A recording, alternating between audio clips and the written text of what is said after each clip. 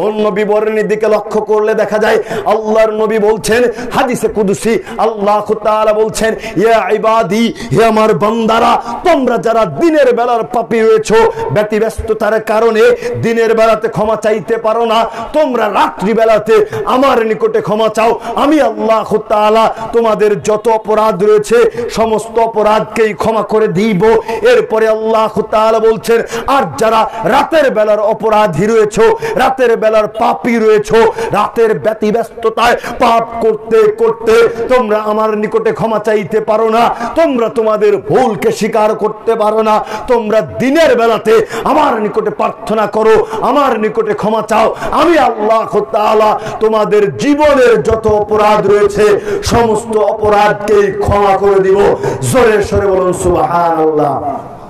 তাহলে এই হাদিসের মধ্যে বুঝতে পারলাম আল্লাহ সুবহানাহু ওয়া তাআলা প্রত্যেকটা দিন, প্রত্যেকটা রাত, বরং প্রত্যেকটা সময় আল্লাহ তাআলা ক্ষমা করে দেন, আল্লাহ তাআলা মোচন করে দেন।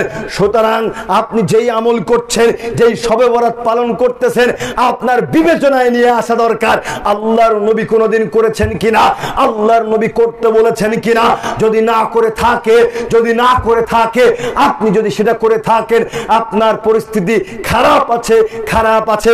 এই দিনকে কেন্দ্র করে কি করে, সন্ধ্যার পরে, এশার পরে একেবারে গাঙের মধ্যে চুপ দিয়ে গোসল করে আর ফজিলত বর্ণনা করে। গোসল দিলে গোসলের পানি যেমন টোপে টোপে পড়ে, তখন জীবনের পাপগুলি মোচন হয়ে যায়। এটা একটা ডাহা মিথ্যা কথা ছাড়া আর কিছুই নয়। কথায় একটা কথা বলে থাকি, চলবা তুমি আমেরিকান স্টাইলে, আর ক্ষতিগ্রস্ত হইলে বিচার চাও সৌদি স্টাইলে। যেমন আমেরিকান স্টাইলে চলে, ক্ষতিগ্রস্ত হলে বিচার সৌদির স্টাইলে পাওয়া সম্ভব নয়। সারা বছর সালাত পরিত্যাগ করে একদিন সালাত আদায় করলে কোশ্চেন কালেও আল্লাহ তাআলার নিকটে ক্ষমা পাওয়া সম্ভব নয়। যদি জিজ্ঞেস করি, ভাই সাহেব এই দিনে হালুয়া রুটি খান কি কারণে, তখন উত্তর আসে কি, যে এই দিনে আল্লাহর নবীর দ্বন্দ্ব মোবারক শহীদ হয়েছে, দাঁত ভেঙে গিয়েছে, এই কারণে হালুয়া আর রুটি খাই।